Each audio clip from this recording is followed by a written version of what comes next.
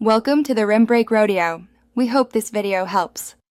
In this video, I will explain how to make white wine sangria. First, let's gather our ingredients. You'll want about 2 cups of fresh, ripe fruits like peaches, strawberries, and oranges, sliced or diced. Next, select a crisp, dry white wine. A 75 milliliter bottle of Pinot Grigio or Sauvignon Blanc works wonderfully. Finally, prepare a simple syrup using equal parts sugar and water to ensure your sangria has the perfect balance of sweetness. This foundation is key to a delicious drink.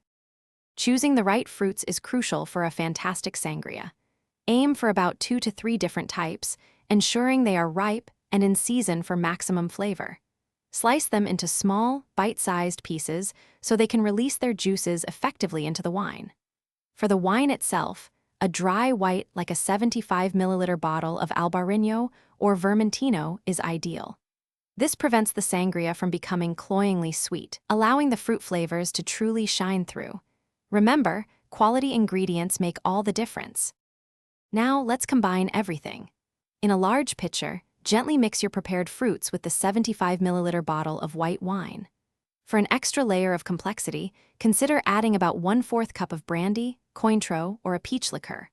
Next, stir in about 1/2 cup of simple syrup or fresh orange juice to achieve your desired sweetness. Once everything is combined, cover the pitcher and refrigerate it for a minimum of 4 hours, or ideally overnight. This chilling time is essential for the flavors to fully infuse and develop. Finally, it's time to enjoy your homemade white wine sangria. Before serving, give it a gentle stir. Pour the sangria over ice into large, attractive glasses. For a beautiful presentation, garnish each glass with a few fresh fruit slices, perhaps a citrus wheel or a few berries, and a sprig of fresh mint. If you prefer a lighter, more effervescent drink, you can top off each glass with a splash of sparkling water or club soda. Cheers to your delicious creation. Thanks for watching. Consider subscribing if we helped you.